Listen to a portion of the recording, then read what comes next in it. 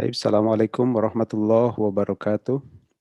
Alhamdulillah wassalatu wassalamu ala Rasulillah wa ala alihi wa sahbihi wa man tabi'ahum bi ihsanin ila yaumiddin. Kami ucapkan terima kasih sebelumnya kepada Al-Ustadz Ahmad Zainuddin Al-Banjari, hafidhahullahu ta'ala,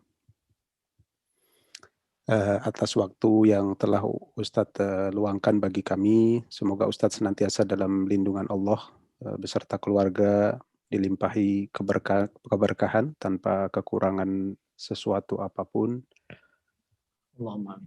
Juga terima kasih kepada yang terhormat orang tua kami, sanak keluarga, juga para sahabat muslim sekalian.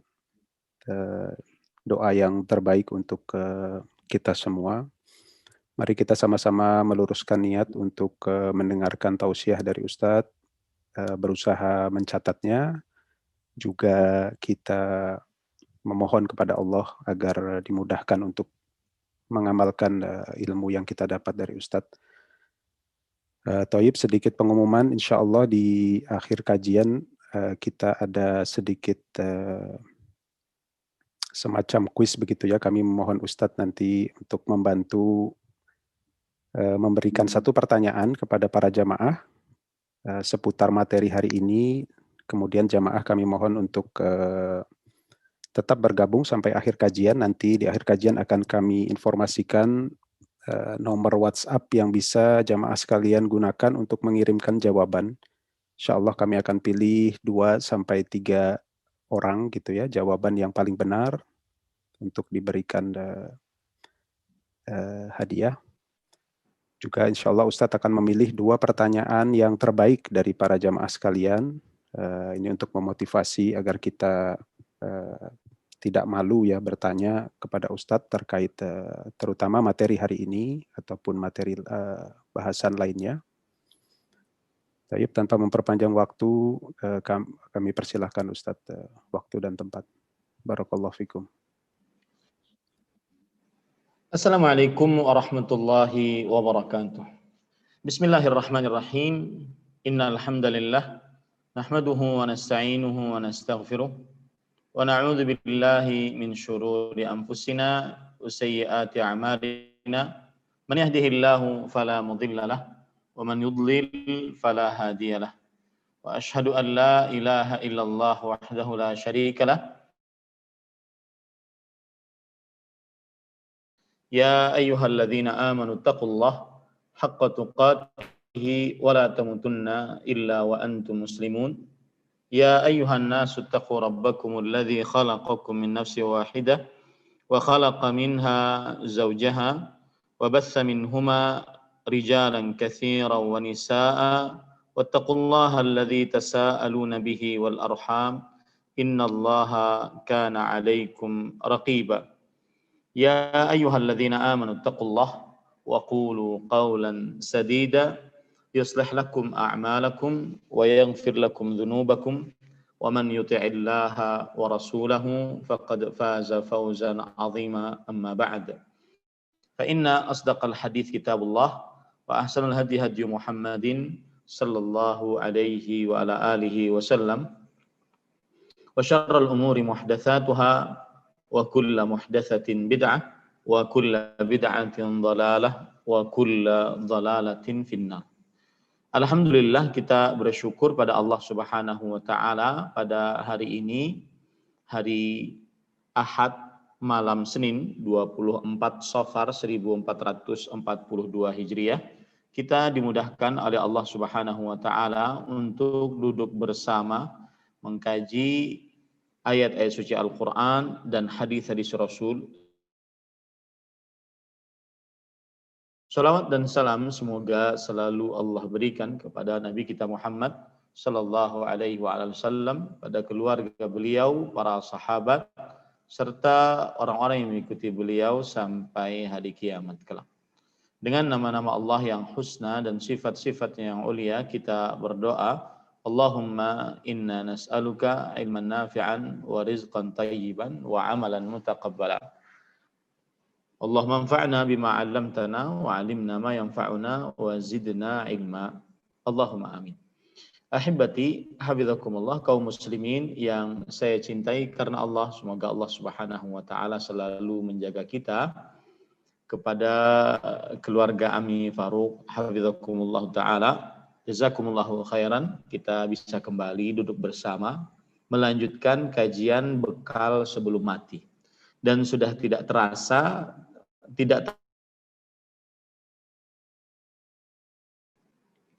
dan insyaallah taala sebagaimana yang diinginkan oleh keluarga Ami Faruq dan Ami Nabil Martak hafizahumullah taala,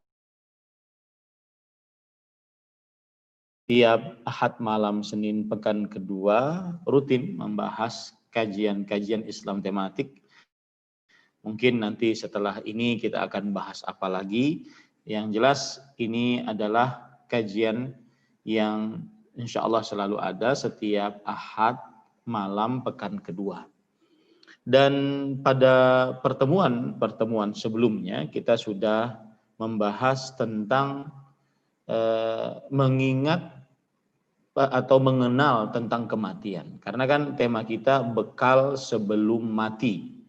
Ini sebenarnya dari pertemuan pertama, pertemuan kedua, pertemuan ketiga itu baru membahas tentang perjalanan ataupun mengenal tentang kematian. Jadi seorang bagaimana dia mati, kemudian setelah itu kehidupan apa saja yang dia lalui.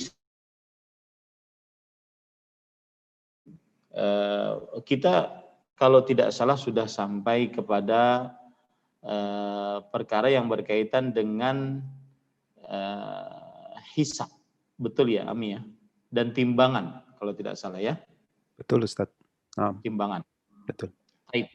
Sekarang kita membahas selanjutan tentang kematian, yaitu apa saja yang dilalui oleh manusia setelah dia mati.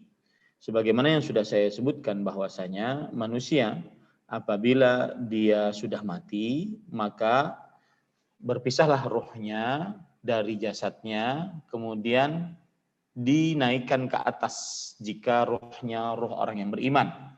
Kemudian disambut oleh para malaikat, langit pertama, kedua, ketiga, sampai ketujuh. Kemudian setelah itu Allah Subhanahu wa taala mengatakan bahwa hambaku ini telah berkata benar.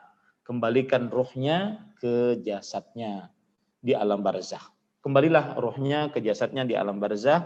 Kemudian setelah itu dia mendapatkan fitnatul qabr, yaitu pertanyaan di dalam kubur oleh malaikat Munkar dan Nakir. Ini kalau seandainya dia adalah orang yang beriman. Adapun ruhnya orang kafir apabila sudah berpisah dari jasadnya, kemudian dimasukkan, dikapani dengan kain kapan dari api, lalu setelah itu mau diangkat ke langit tidak bisa.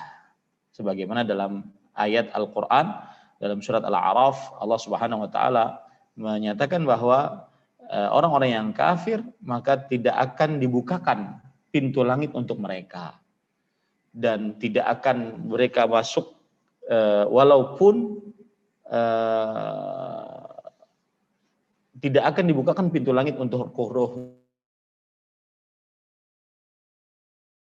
tidak akan bisa masuk onta dari lubang jarum. Artinya ini sebuah kemustahilan gitu ya. Nah, kemudian dikembalikanlah ruhnya dari atas langit, kemudian dilempar ke bawah ke jasadnya di alam barzakh. Lalu setelah itu mendapatkan fitnatul qabr. Orang yang beriman ketika fitnatul qabr bisa menjawab. Kemudian setelah itu dia mendapatkan nikmat kubur, dilapangkan kuburannya, dicahayakan kuburannya, kemudian dimasuki kuburannya bau wangi surga. Adapun orang kafir atau orang yang banyak dosa, maka kuburannya disempitkan sampai tulang belulangnya menjadi satu, na'udzubillah. Kemudian setelah itu dibukakan pintu neraka untuknya, masuk bau busuk neraka ke dalamnya. Nah, setelah itu baru terjadi goncangan hari kiamat. Setelah goncangan hari kiamat baru terjadi kebangkitan. Nah, ini sudah kita bahas semua ya, ini sebagai pengulangan, mungkin ada yang baru mau mengikuti.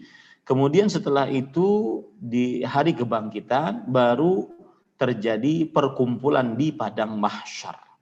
Mahsyar itu artinya sebenarnya perkumpulan. Padang mahsyar, padang perkumpulan. Baru setelah itu terjadi hisab, ya, terjadi hisab.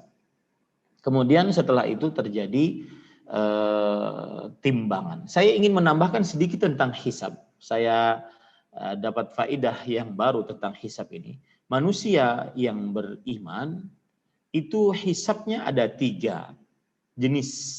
Yang pertama yaitu hisaban yasira. Ini sebagaimana sudah kita sebutkan bahwasanya mereka dihisab dengan hisab yang mudah. Hisab yang mudah itu bagaimana? Hisab yang mudah itu Allah Subhanahu wa taala nanti di hari kiamat berdua-duaan dengan hamba tersebut.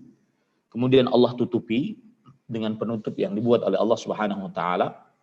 Kemudian Allah perlihatkan, wahai hambaku, ini dosamu, ini dosamu, ini dosamu, ini dosamu, ini dosamu. Sampai orang itu mengakui seluruh dosanya. Iya ya Allah, iya ya Allah, itu dosa saya, iya ya Allah, itu dosa saya. Dalam hadis riwayat Muslim.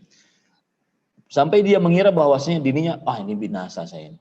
Semua dosa saya ketahuan oleh Allah Subhanahu wa taala. Makanya para ulama terdahulu mengatakan, silahkan kamu bermaksiat, asalkan kamu nanti di akhirat bisa mengelak di hadapan Allah Subhanahu wa taala. Dan itu mustahil. Nah, kemudian setelah itu Allah Subhanahu wa taala mengatakan, ini dosa, laqad satartu 'alaika fid dunya wa ana aghfiruha laka al-yaum.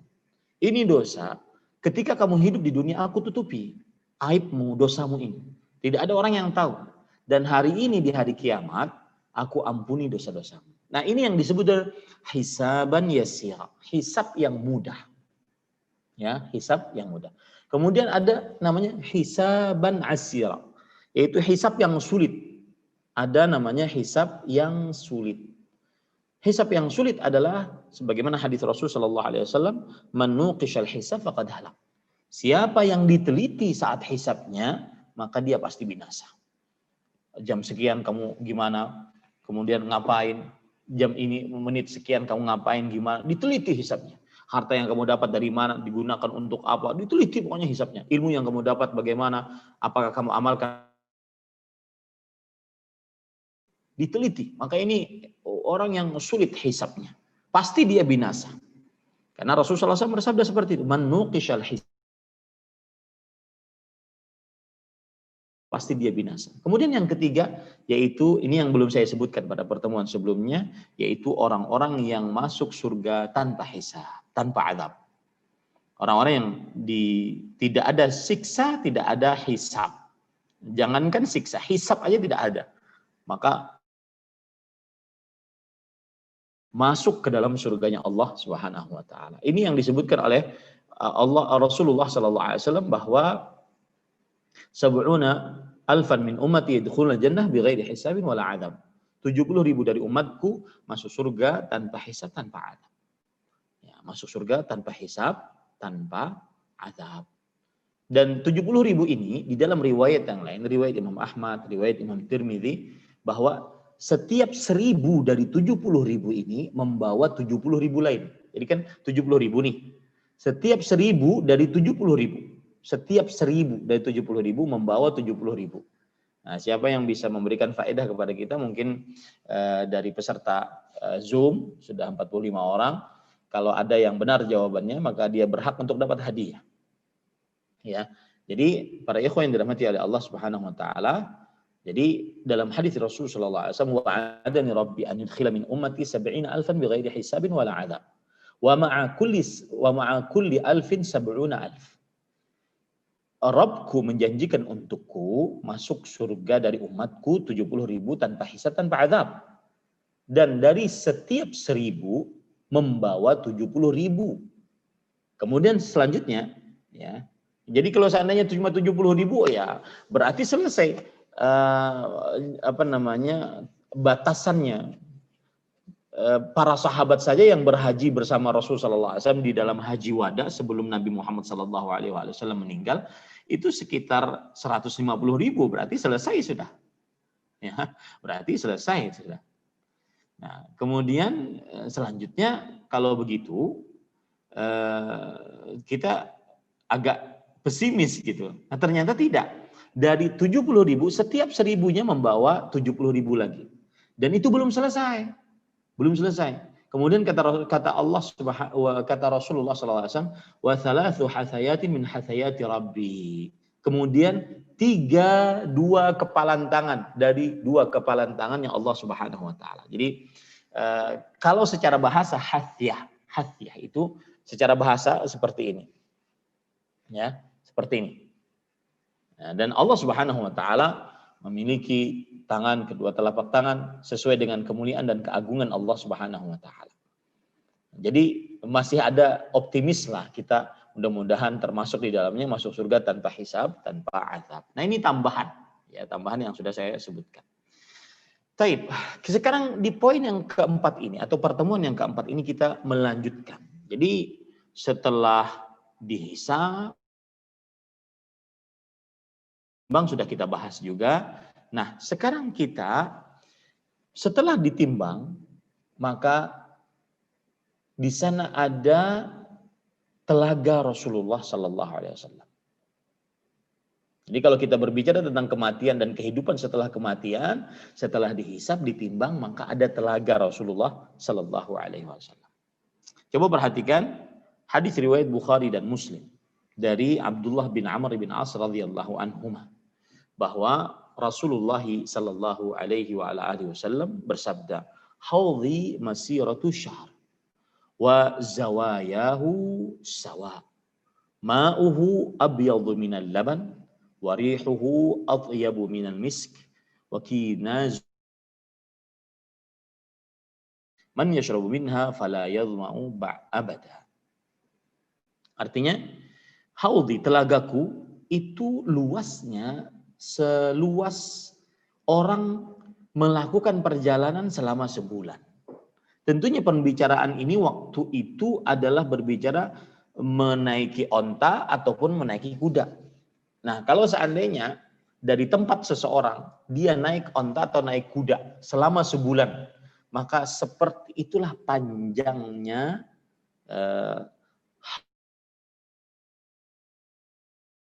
Sallallahu alaihi wa ala alihi wasallam. Kemudian di sini disebutkan, para ikhwan yang dirahmati oleh Allah Subhanahu wa taala, bahwa zawayahu sawa. Jadi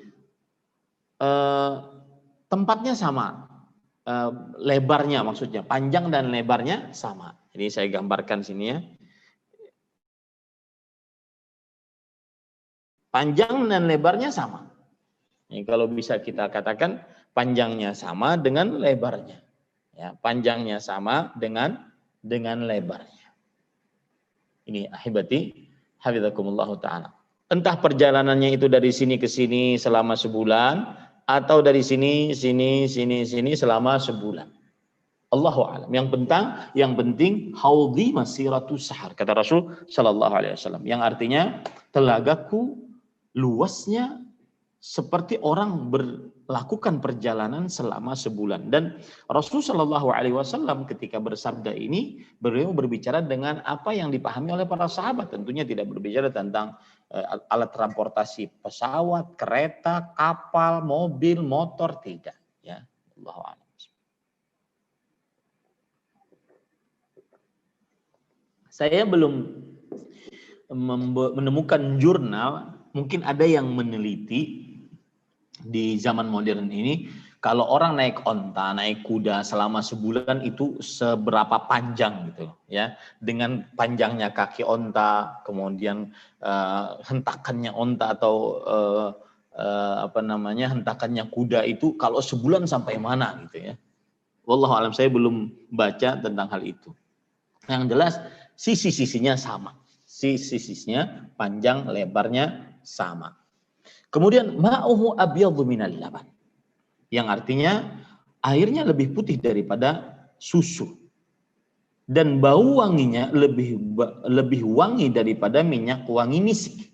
Kenapa disebut minyak wangi misik? Karena minyak wangi misik adalah minyak wangi yang sangat wangi di tanah Arab pada waktu itu. Nah, jadi seakan-akan ini adalah yang ada di telaga Rasulullah SAW lebih wangi daripada puncak minyak wangi yang ada di dunia. Nah, begitu maksudnya. Wa kizanuhu, kizan itu air gelas-gelasnya. Ka nujumis sama, banyaknya seperti bintang-bintang di langit. Ya, bisa dihitung tentunya. Ya. Barang siapa yang meminumnya, maka tidak haus selamanya. Jadi di situ ada beberapa sifat dari sifat telaganya Rasulullah Shallallahu Alaihi Wasallam. Yang pertama, luasnya seluas orang melakukan perjalanan selama sebulan.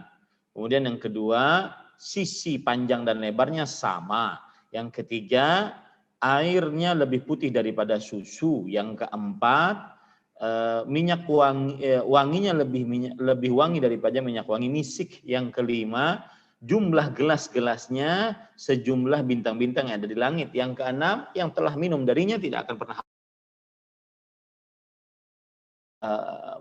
telaganya Rasulullah Sallallahu Alaihi Wasallam. Nah, kemudian yang patut kita perhatikan di dalam masalah telaga ini adalah para ikhwan yang dirahmati oleh Allah, yaitu ada orang-orang yang ditahan tidak dapat masuk ke dalam telaganya Rasulullah Sallallahu Alaihi Wasallam. Ya, orang-orang yang ditahan tidak masuk ke dalam telaganya Rasulullah Sallallahu Alaihi Wasallam. Kita baca hadisnya. Di antara hadisnya, para ikhwan yang dirahmati oleh Allah Subhanahu wa Ta'ala, yaitu Rasulullah Sallallahu Alaihi Wasallam, diriwayatkan oleh Anas bin Malik radhiyallahu anhu dari hadis riwayat Bukhari dan Muslim, bahwa Rasulullah Sallallahu Alaihi Wasallam bersabda, la yaridanna alayyal haud rijalun mimman sahabani hatta idza ra'aituhum wa rafa'u ilayya ikhtalajuduni fala aqulanna ay rabbi ashabi fala yuqalanna li innaka la tadri ma ahdatsu ba'dak. Sungguh akan ada orang-orang yang mendatangiku di telaga yang pernah menjadi sahabatku, sampai jika aku melihat mereka, kemudian diangkat mereka ke hadapanku, lalu ternyata dihalangi aku dari mereka. Ada yang menghalangi. Kemudian aku berkata, wahai Rabbku, itu para sahabatku, wahai Rabbku. Kemudian aku dijawab, kata Rasulullah SAW, sesungguhnya engkau tidak mengetahui apa yang diperbuat orang-orang ini sepeninggal engkau. Engkau tidak mengetahui tinggal engkau. Ini para ikhwan yang dirahmati oleh Allah Subhanahu wa Ta'ala. Ini berarti menunjukkan bahwasanya orang-orang yang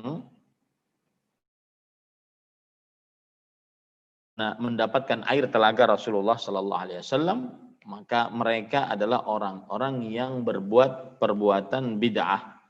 Ini adalah tafsiran yang pertama.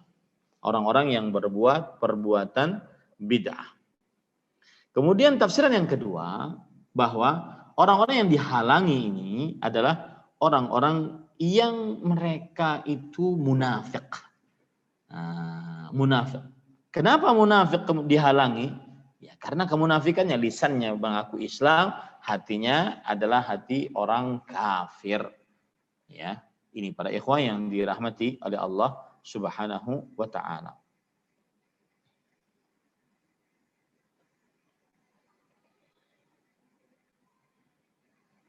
Baik. Kemudian ahibati hafizakumullahu taala, kita baca lagi hadis-hadis Rasul sallallahu alaihi wa ala alihi wasallam tentang sifat-sifat yang berkaitan dengan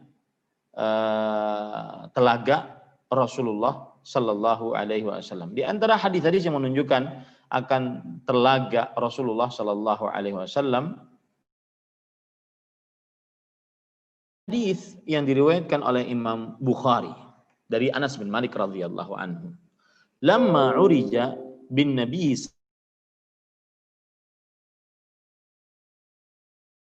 di Masjidil Aqsa, qala ataitu ala nahrin hafatahu qibabul lu'lu' al-mujawwaf. Aku mendatangi sebuah sungai yang samping-samping sungai tersebut qibabul lu'lu' al-mujawwaf, yaitu buah yang lonjong-lonjong yang terbuat dari berlian. Di samping-samping dari telaga Rasulullah SAW itu adalah berlian-berlian yang lonjong-lonjong. Maka kemudian Rasulullah SAW berkata, "Ma hadza ya Jibril?" Qala hadzal kautsar. Kata Rasulullah SAW kepada Jibril, "Wahai Jibril, apa ini? Sungai apa ini?" Maka Jibril menjawab, itu adalah Sungai Al-Kautsar. Sungai Al-Kautsar. Nah, ini salah satu dalil yang menunjukkan tentang telaganya Rasulullah SAW, namanya adalah Al-Kautsar. Ini para ikhwan yang dirahmati oleh Allah Subhanahu wa taala. Nah, ada riwayat yang menyebutkan, riwayat Bukhari dan Muslim dari sahabat Nabi Anas bin Malik radhiyallahu anhu, bahwa Rasulullah SAW bersabda, "Inna qadra haudi kama baina Ailah wa San'a minal Yaman, wa inna minal abariq bi'adadi nujumis sama." Yang artinya, sesungguhnya panjangnya telagaku itu antara Ailah dengan San'a di Yaman. Ya, Ailah dan San'a di Yaman. Sebentar ya, para ikhwah, saya ingin menunjukkan gambar tentang jarak antara Ailah dan San'a. Ya, nah ini ada gambar para ikhwah yang dirahmati oleh Allah Subhanahu wa taala.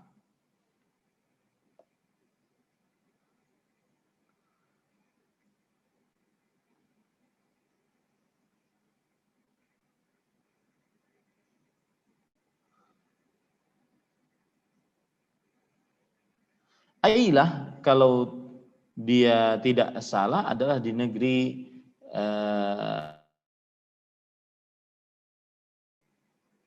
sebentar, saya ingin menunjukkan bahwa jarak dari ini sekitar, saya dapat di sini gambarnya sekitar 1466 kilometer lebarnya. Berarti dari Ailah ke San'a, San'a ada di Yaman, kemudian Ailah itu, nah itu 1466. Berarti bagi saja gitu, ya. Jadi sama, sisi-sisinya sama, lebarnya, panjangnya sama. Ya, lebarnya dan panjangnya adalah sama. Ini para ikhwan yang dirahmati oleh Allah Subhanahu wa taala. Nah, ini hadis yang berkaitan dengan panjang dari telaga Rasulullah sallallahu alaihi wa alihi wasallam. Ada lagi hadis yang lain, ma baina nahiyatai haudhi kama baina San'a wal Madinah. Artinya antara dua sisi telagaku itu seperti jarak antara San'a dan Madinah. San'a dan Madinah. Ya. Jadi ini ada hadis-hadis yang memang menyebutkan akan hal itu. Ini semakin mengungkap memotivasi kita untuk mendapatkan air telaga dari telaganya Rasulullah sallallahu alaihi wa ala alihi wasallam. Nah, para ikhwah yang dirahmati oleh Allah Subhanahu wa taala, Ini hal yang berkaitan dengan hadis-hadis tentang telaganya Rasulullah Shallallahu Alaihi Wasallam. Dan di sana ada hadis yang lain bahwa setiap nabi mempunyai telaga masing-masing. Nah, ini dia. Dalam hadis riwayat Imam Tirmidzi dan hadisnya Al-Albani rahimahullah, inna likulli nabiyyin hawdan wa annahum yatabahawna ayyuhum aktsar waridah wa inni la arju an akuna aktsaruhum waridatan. Sesungguhnya setiap nabi mempunyai telaga. Mereka saling berbangga siapa di antara mereka yang paling banyak masuk ke dalam telaga tersebut. Maksudnya kalau seandainya yang paling banyak berarti paling banyak pengikutnya. Dan sesungguhnya aku berharap akulah yang paling banyak datang ke Subhanahu wa ta'ala. Baik. Salah satu hadis juga yang berkaitan dengan telaganya Rasulullah SAW adalah yaitu hadis yang diriwayatkan oleh Imam Muslim dari Abu Dzar Al-Ghifari radhiyallahu anhu. Rasulullah SAW bersabda, "Yushkhabu fihi mizabani minal jannah." Artinya dipancurkan ke dalam air telaga tersebut dua pancoran, yang berasal dari surga. Dua pancorannya tersebut berasal dari surganya Allah Subhanahu wa ta'ala. Nah, ini termasuk daripada pembicaraan yang berkaitan dengan telaganya Rasulullah sallallahu alaihi wa ala alihi wasallam. Nah, cukup kiranya tentang telaga Rasulullah sallallahu alaihi wa ala alihi wasallam. Dan tetapnya telaga ini adalah termasuk keyakinan ahlu sunnah wal jamaah. Tetapnya telaga di hari kiamat adalah termasuk keyakinan ahlu sunnah wal jamaah. Nah, kemudian ahibati hafizakumullah ta'ala,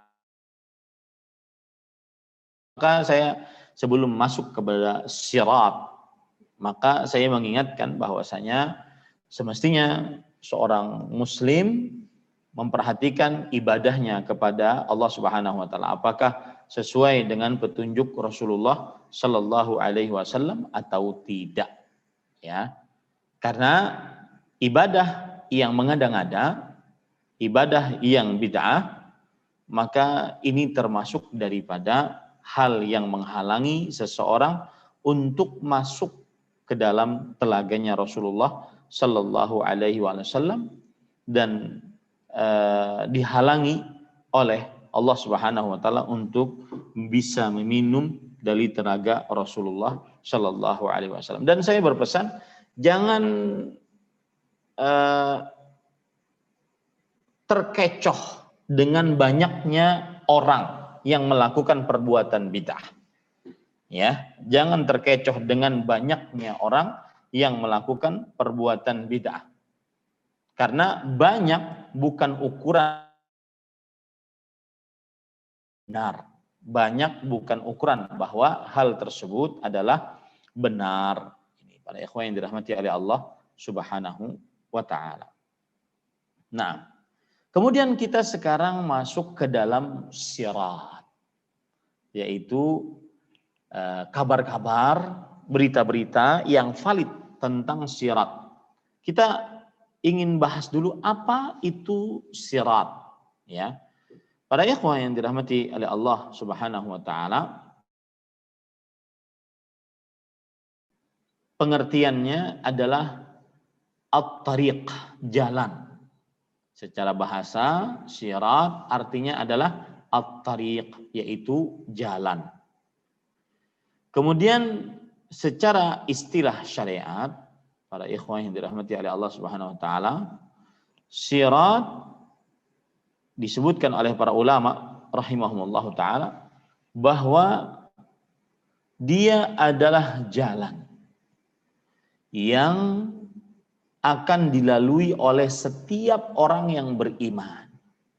Jadi orang kafir dia tidak akan jalan ke atas sirat ini, langsung dilempar ke dalam neraka jahanam. Mudah-mudahan kita diwafatkan dalam keislaman. Ya, jalan yang dibentangkan di atas neraka jahanam. Setiap orang beriman akan melaluinya. Kita akan sebutkan sifat-sifat dari sirat ini. Yang pertama, sifat sirat ini adalah zalqun. Apa itu zalq? Yaitu licin, menggelincirkan. Licin, menggelincirkan. Hal ini sebagaimana disebutkan dalam hadis riwayat Bukhari dan Muslim dari Abu Sa'id Al-Khudri radhiyallahu an, bahwa beliau berkata, "Qulna mal jisru ya Rasulullah." Wahai Rasulullah, apakah itu jembatan nanti di hari kiamat? Maka kata Rasulullah SAW, mudhidutun mazillah. Dia becek dan menggelincirkan. Ini sifat sirat yang pertama. Becek, dirahmati oleh Allah Subhanahu wa taala. Sifat yang kedua, lahu jambatan au hafatan. Sirat tersebut di samping-sampingnya, ini kan jalannya. Samping-sampingnya ada hal yang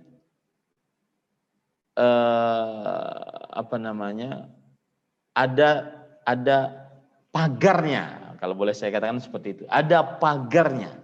Dua-duanya di samping jalannya itu ada pagarnya. Jambatan atau hafatan, yaitu samping-sampingnya itu ada pagarnya.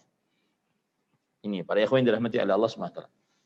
Hal ini berdasarkan hadis riwayat Imam Ahmad dari Abu Bakar radhiyallahu anhu. Rasulullah SAW bersabda, yahmilun nas atau yuhmalun nasu ala sirat yaumal qiyamah fa tataqada'u bihim janbata as-sirat taqadu'ul firash finnar atau al-farashu finnar.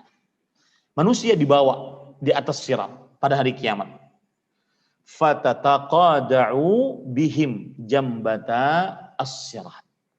Maka maksudnya adalah berjatuhan mereka dari samping-samping sirat tersebut.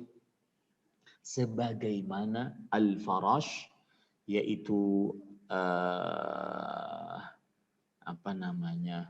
belalang jatuh ke dalam api.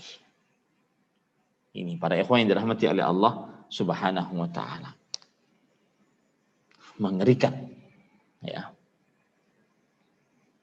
Jadi dari samping-samping itu mereka jatuh. Na'udzubillah. Mudah-mudahan kita diselamatkan oleh Allah Subhanahu wa taala.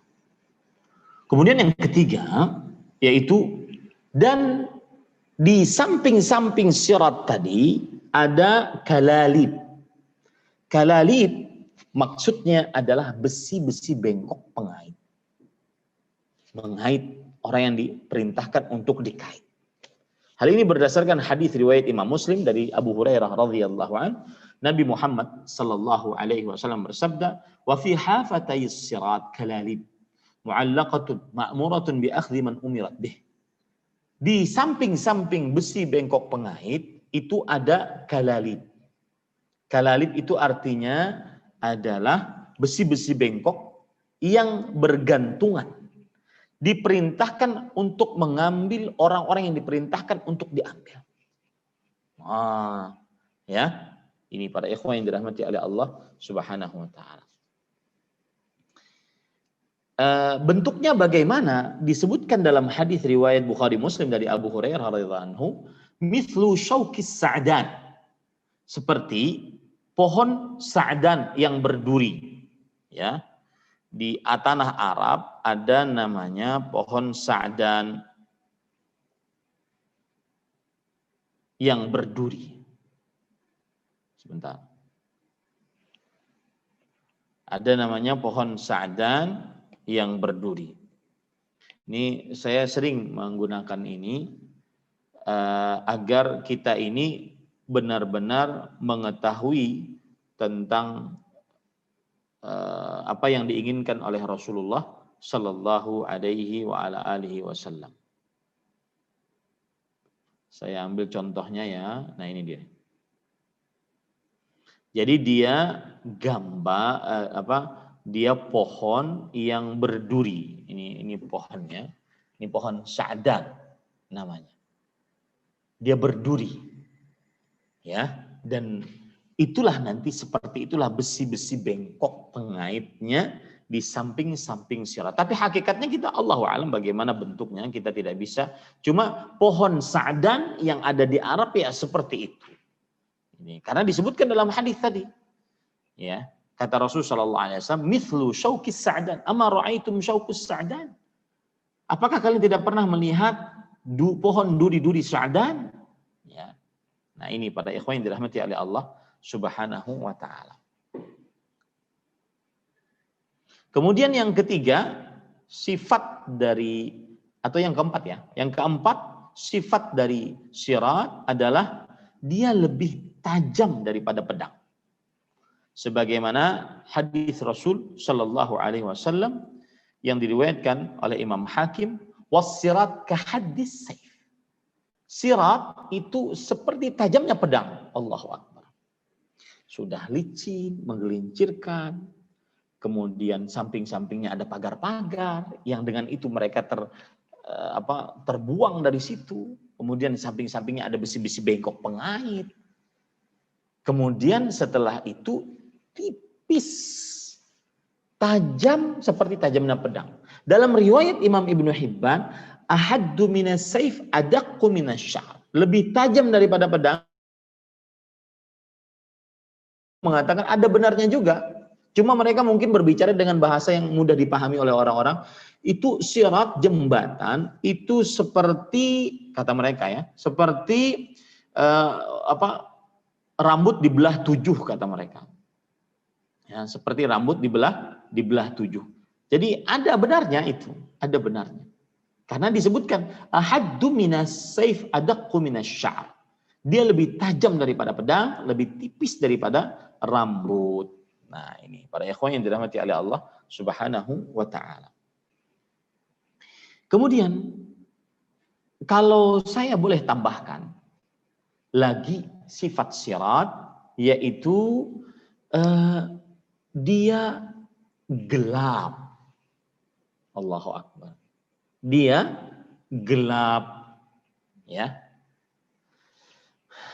Hal ini disebutkan oleh Rasulullah Sallallahu Alaihi Wasallam di dalam hadis riwayat Imam Muslim dari Aisyah radhiyallahu anha. Beliau bercerita, "Su'ila Rasul Sallallahu Alaihi Wasallam, aina yakunun nas yauma tubaddalul ardu ghairul ard was samawat."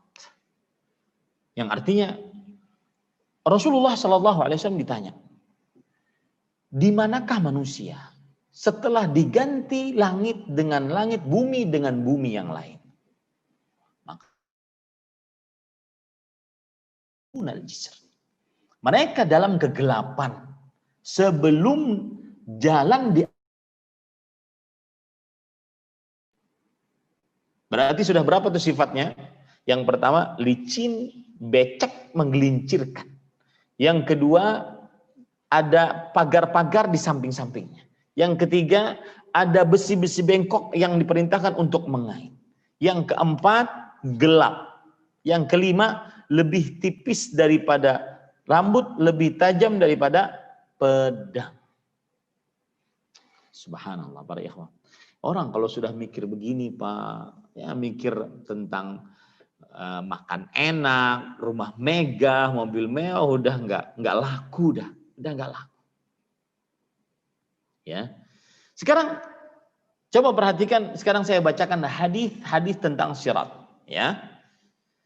Yang pertama yaitu yang harus kita yakini bahwasanya setiap dari kita akan berjalan di atas sirat. Setiap dari kita akan berjalan di atas sirat.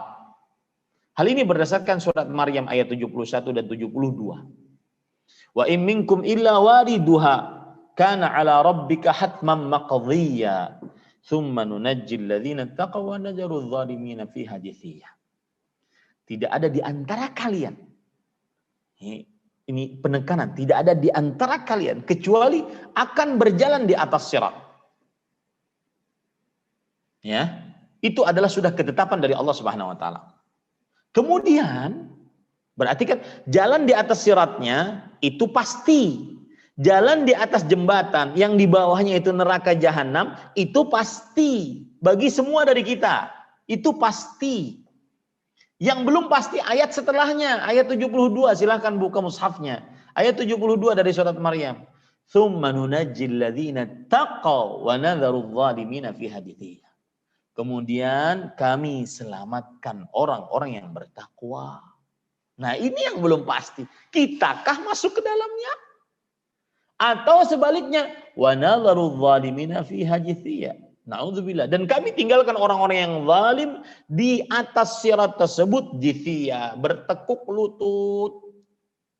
Datangnya pasti, menjalaninya pasti, selamat darinya belum pasti. Nah, ini para ikhwah yang dirahmati oleh Allah Subhanahu wa taala. Makanya para ikhwah yang dirahmati oleh Allah Subhanahu wa taala, ada cerita menarik, yaitu seorang cerita tentang sirat ini kadang-kadang membuat kita benar-benar bertobat kepada Allah Subhanahu wa taala. Seperti misalkan cerita disebutkan oleh Imam Ibnu Katsir dalam kitab tafsirnya ketika menafsiri surat Maryam ayat 71-72 ini. Yaitu sahabat Nabi Abdullah bin Rawah. Beliau tidur di pangkuan istrinya. Kemudian beliau menangis. Istrinya yang tidak tahu melihat suaminya menangis, ikut menangis. Suaminya ketika istrinya menangis, bertanya, "Ma'abkaiti, wahai istriku, kenapa engkau menangis?" Maka kata sang istri, "Aku tenggang rasa kepadamu. Ra'aituka bakait fa bakaitu." Aku melihat engkau menangis, maka aku pun ikut menangis. Maka kemudian Abdullah bin Rawahah radhiyallahu anhu bercerita, aku teringat ayat wa in minkum illa wariduha. Akan berjalan di atas sirat yang dibentang di atas neraka jahanam. Wuruduha jazib. Mendatangi dan berjalan di atas sirat pasti. Wassalamatu minha ghairu jazim. Sedangkan yang selamat darinya belum pasti. Itu yang membuat beliau menangis. Begitulah para salafus saleh ketika berbicara tentang sirat. Nah, ini keyakinan Ahlus Sunnah wal Jamaah, para ikhwan yang dirahmati oleh Allah Subhanahu wa taala, bahwa semua dari kita akan menjalani sirat tersebut. Nah, para ikhwah yang dirahmati oleh Allah Subhanahu wa taala, saya akan bacakan beberapa hadis tentang sirat ya. Mudah-mudahan menjadi pelajaran malam ini bagi kita. Hadis riwayat Muslim dari Abu Sa'id Al-Khudri radhiyallahu anhu. Qila ya Rasulullah wa mal jisr. Wahai Rasulullah, apa itu jembatan? Dahdun mazillah. Dia licin, becek, menggelincirkan. Di sirat tersebut ada qatatif, besi-besi bengkok pengait. Kalalib sama besi-besi bengkok pengait. Hasak seperti duri. Takunu bi Najd, yang mana pohon berduri tersebut ada di kota Najd. Fiha syuwaikatun yuqalu laha Sa'dan. Ada pohon yang bernama Sa'dan, di situ ada duri-durinya. Muna katarfil ain wa kalbarqi wa karrihi wa qattairi wa kajawidil khayl warrikab fanajin musallam wa maqdusun mursal wa maqdusun fi nari jahannam. Maka orang-orang yang beriman akan berjalan di atas sirat tersebut dengan bermacam-macam. Yang pertama, seperti kedipan mata, sampai bisa lewat. Yang kedua, kalbar, seperti kilat. Yang ketiga, kerih, seperti angin mengalir. Yang keempat, katair, seperti burung yang terbang. Yang kelima, seperti kuda yang sedang dipacu. Yang keenam, seperti orang naik onta. Maka ada muslim yang selamat. Wa makhdusun mursal. Dan ada yang sudah tercabik-cabik lalu terlempar. Wa maqdusun fi nari jahannam. Ada yang tertarik dan diceburkan ke dalam neraka jahannam. Na'udzubillah. Bapak Ibu Ini sesuai dengan apa? Bukan dengan rupa, bukan dengan uang, dengan amal. Lihat lagi hadis yang lain, ya. Banyak-banyak menghela nafas pada malam ini kajiannya, membuat kita benar-benar menghela nafas. Hadis riwayat Muslim. Makanya para ulama kan mengatakan bekal sedikit, sedangkan perjalanan begitu panjang. Ya. Ini para ikhwan yang dirahmati oleh Allah Subhanahu wa taala. Hadis riwayat Muslim dari Abu Hurairah radhiyallahu anhu. Beliau menceritakan tentang sifat sirat. Ya, menceritakan tentang sifat sirat. Kata Rasulullah SAW, wa tursalul amanatu war rahim fataqumani jambatai sirat yaminan wa shimalan fayamurru awwalukum kal barq.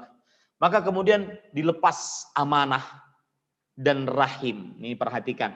Yang sering di dunia diberikan amanah, titipan, jaga baik-baik, sampaikan kepada yang berhak. Karena itu akan bermanfaat nanti di atas sirat.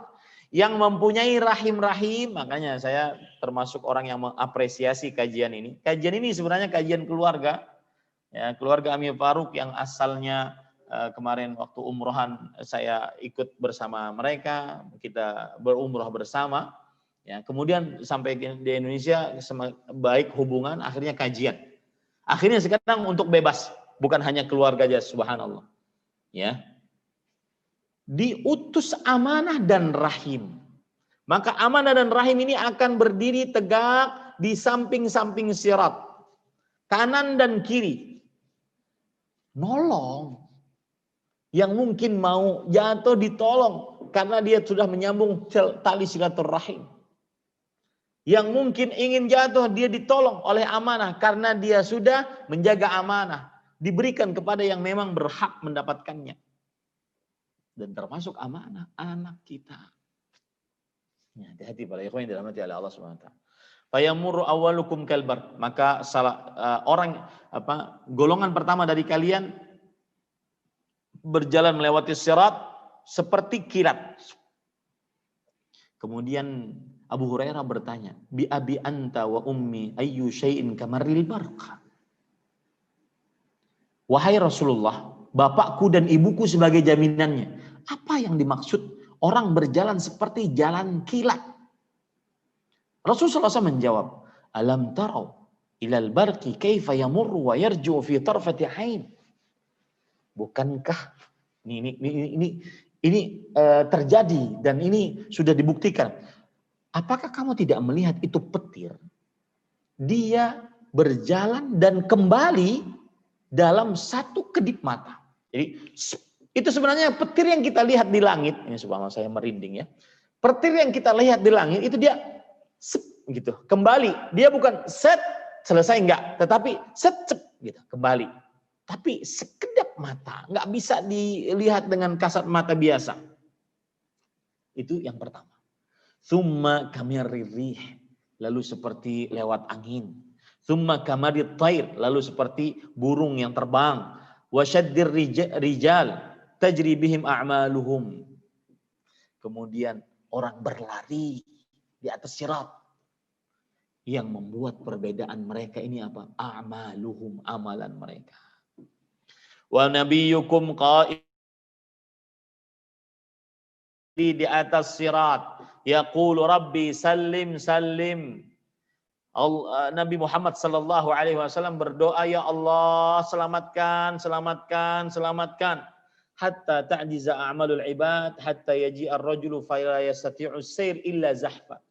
Sampai ini berjalan sesuai dengan amalan mereka masing-masing. Sampai ada orang yang datang tidak bisa berjalan kecuali dengan merangkak. Seperti anak kecil merangkak. Sedangkan kata Rasulullah SAW, wa fi hafatay sirat kalalib mu'allaqatun ma'muratun bi akhdhi man umirat bih fa maqdushun najin wa maqdusun finnar. Sedangkan di samping-sampingnya ada besi-besi kalalib. Ya, seperti duri-duri yang tergantung. Mungkin Allahu alam ya, misalkan ini sirat, dia tergantung begini. Allahu Akbar. Diperintahkan untuk mengambil orang yang diperintahkan untuk diambil. Famakdusun najin. Ada yang selamat tapi sudah tercabik-cabik. Allahu Akbar. Wa makdusun finnar. Ada yang terlempar ke dalam neraka. Ini semua dengan apa para ikhwah yang dirahmati oleh Allah Subhanahu wa taala? Ini semua dengan amal, bukan dengan rupa, bukan dengan harta. Kemudian kemudian Abu Hurairah mengatakan, "Walladzi nafsu Abi Hurairah biyadi inna qa'a jahannam la sab'una kharifa." Itu dilempar, bukan jatuh ke lantai, enggak. Kata Abu Hurairah, demi Allah, demi jiwa Abu Hurairah yang berada di tangannya, sungguh dalamnya neraka jahanam 70.000 tahun. Sab'un, 70.000 tahun. Ini para ikhwan yang dirahmati oleh Allah Subhanahu wa ta'ala.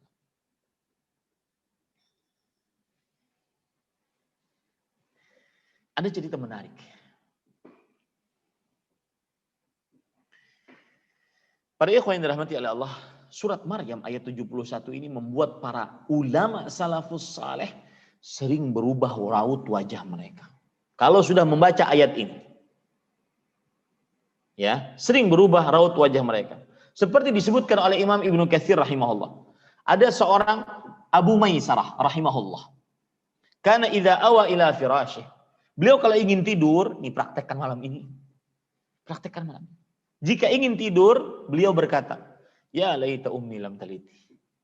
Ya Allah, coba ibuku tidak melahirkan aku. Coba ibuku tidak melahirkan aku. Tsumma yabki, lalu beliau menangis. Abu Maisarah rahimahullah. Lalu beliau ditanya, mungkin istrinya yang bertanya, "Ma yubki ya Abu Maisarah? Kenapa engkau menangis wahai Abu Maisarah?" Maka kata Abu Maisarah rahimahullah, ketika beliau memikirkan surat Maryam ayat 71 72 tadi, akhbarana Allahu anna wariduha wa lam nukhbar anna sadiruna anha. Allah telah mengabarkan kita akan mendatangi berjalan di atas sirat tersebut. Ya. Tetapi Allah Subhanahu wa taala belum mengabarkan kepada kita apakah kita termasuk orang yang diselamatkan oleh Allah. Ini yang membuat beliau menangis. Begitu para salafus saleh kalau sudah mengingat tentang sirat. Lihat lagi. Abdullah bin Al-Mubarak rahimahullah. Seorang tabi'ul atba' atau tabi'ul tabi'in. Beliau meriwayatkan dari Al-Hasan Al-Basri. Al-Hasan Al-Basri berkata, qala rajulun li akhihi. Ada seorang lelaki berkata kepada saudaranya, hal ataka annaka waridun nar? Apakah engkau tahu riwayat bahwa kita semua akan mendatangi neraka? Itu berjalan di atas sirat. Kemudian saudaranya mengatakan, "Na'am, iya. Aku tahu." Fahal ataka annaka sadirun anha? Apakah engkau tahu bahwa engkau akan selamat di atas sirat? Maka saudaranya menjawab, "La, enggak." Fa fima dhahik? Kenapa tertawa? Pasti mendatangi neraka, belum pasti keluar darinya. Kenapa tertawa? Kenapa leha-leha? Kenapa foya-foya? Kenapa santai-santai? Fa fima dhahik? Fama ru'iya dahikan hatta lahikallah. Maka semenjak itu saudaranya tidak pernah terlihat tertawa sampai mati. Ini para ikhwah. Jadi ayat ini di hati para ulama salaf benar-benar dalam. Abdullah bin Abbas radhiyallahu anhu pernah berkata kepada tetangganya, "Ama ana wa anta ya Aba Rashid fasanariduha. Fanzur hal nasduru anha amla." Wahai tetanggaku, saya dan kamu kita akan datangi sirat. Lihat subhanallah, pembicaraan orang-orang dulu tentang sirat, kehidupan setelah kematian. Nggak ada bicara yang hal-hal yang duniawi terlalu dalam. Yang ada dalam benak mereka, orientasi mereka adalah bagaimana selamat setelah mati. Itu saya sering katakan. Ini cambuk untuk diri saya pribadi sebelum kaum muslimin. Yang paling utama dalam hidup ini adalah bagaimana selamat setelah mati. Itu dia. Itu cita-cita. Ajarkan kepada diri kita dan anak-anak kita. Kalau ditanya, apa cita-citamu nak? Selamat setelah mati. Itu saja. Nggak ada yang lain. Cita-cita orang beriman adalah selamat setelah mati. Makanya anak Abdullah bin Abbas mengatakan, engkau dan aku, kita semua akan mendatangi neraka. Yaitu jembatan di atas neraka. Dan kita lihat siapa di antara kita yang akan keluar darinya. Ini para ikhwan yang dirahmati oleh Allah Subhanahu wa taala. Lihat lagi hadis yang lain. Riwayat Imam Baihaqi dari Abdullah bin Mas'ud radhiyallahu anhu. Bahwa Abdullah bin Mas'ud bercerita, Rasulullah SAW bersabda, "Yajma'ullahu an-nasa yaumal qiyamah." Allah akan mengumpulkan seluruh manusia pada hari kiamat. Kemudian Rasulullah SAW bersabda, "Faminhum man yu'ta nuruhu mithlul jabal baina yaday." Karena kita katakan tadi bahwa sirat gelap, maka perlu cahaya untuk bisa jalan di atasnya. Maka ada orang yang diberikan cahaya seperti gunung Uhud di hadapannya. Besarnya cahaya tersebut. Nah, ini juga ya, saya ingin kasih kuis ya, karena ada tadi katanya ada kuis dari panitia yang dirahmati oleh Allah Subhanahu wa taala. Berapakah besarnya gunung Uhud? Hitungannya adalah dari ujung kanan ke ujung kiri itu 7 sampai 8 kilometer. Kemudian para ikhwan yang dirahmati oleh Allah Subhanahu wa taala, tingginya itu sekitar, sebentar, saya agak ragu-ragu.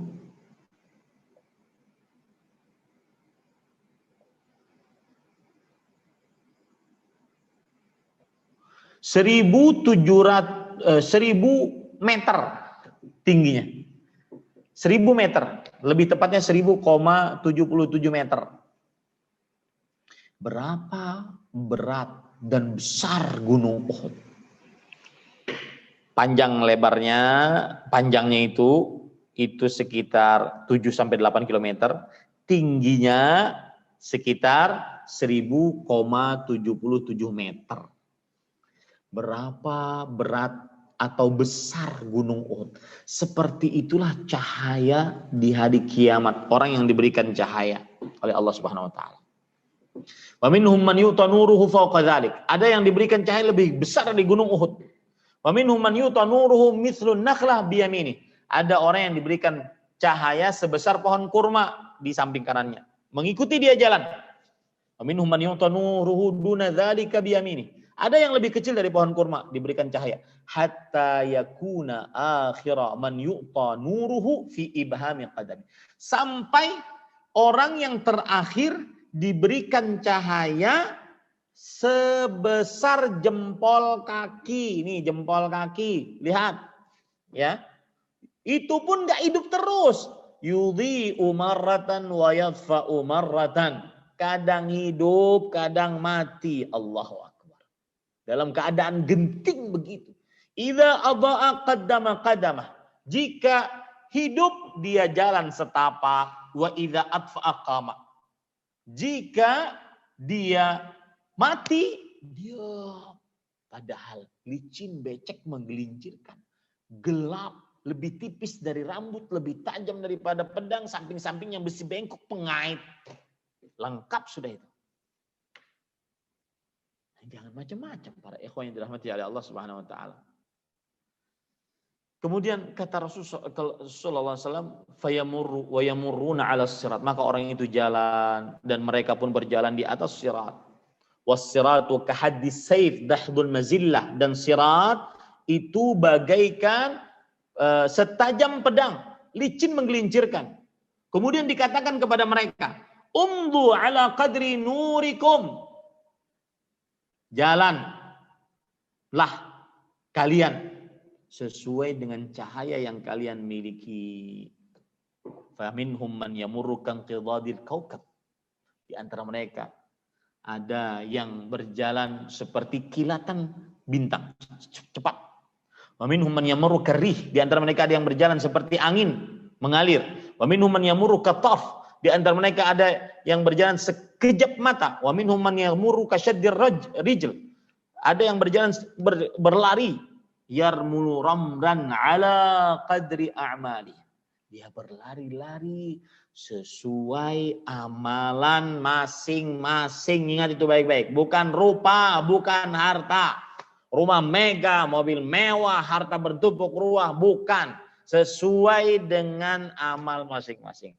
Hatta yamurra alladhi nuruhu ala ibhami qadami. Sampai yang berjalan, yang tadi cahayanya sejempol kaki, takhirruyat wa ta'allaqayat, kadang bergelantungan dia, kadang terlepas tangannya, kadang bisa lagi wa takhirru rijl wa ta'allaqa rijl, kadang kakinya tergelencir, kadang bisa lagi wa tusibu jawanibahun nar, samping-sampingnya dia dibakar oleh api. Wa yakhlusun fa idza khalasu qalu alhamdulillahilladzi najjana minki ba'da an aranaki qad a'tana ma lam yu'ti ahad, ma lam yu'ta ahad. Artinya setelah itu mereka selamat. Nah, kita gabungkan dengan yang tadi. Ada yang tidak selamat, ada yang selamat tapi tercabik-cabik. Setelah selamat, mereka mengucapkan segala puji hanya milik Allah yang telah menyelamatkan kami dari engkau, ahli sirat. Setelah Allah memperlihatkannya kepada kami, memberikan pemberian yang tidak pernah diberikan oleh seorang pun kepada kami. Nah, ini para ikhwan yang dirahmati oleh Allah Subhanahu wa taala. Maka saya nasihatkan ya, agar kita selamat nanti di atas sirat, ambil bekal banyak-banyak amalan yang mendatangkan cahaya. Nah, makanya saya katakan kan, baru 4 pertemuan ini baru mengenal kematian. Sedangkan tema kita bekal sebelum mati. Bekalnya belum kita bicarakan. Bekal di kuburan apa? Bekal agar ruh naik ke atas langit apa? Bekal ketika dikembalikan ruh dari langit kemudian ke alam barzah, ke tubuhnya apa, bekal selamat dari pertanyaan fitnatul qabr apa, dan seterusnya, masih banyak. Ya. Ini para ikhwan yang dirahmati oleh Allah Subhanahu wa taala. Kemudian para ikhwah yang dirahmati oleh Allah Subhanahu wa taala, setelah itu baru ada namanya syafaat. Ya, setelah itu baru ada namanya syafaat. Para ikhwah yang dirahmati,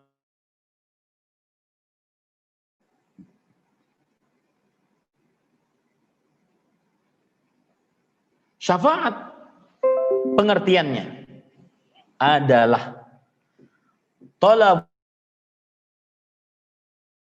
anil ghair, su'alullahi tajawuza anil ghair, memohon kepada Allah agar orang lain diampuni, itu namanya syafaat. Makanya kita sangat berharap mendapatkan syafaat Rasulullah SAW. Apa maksudnya?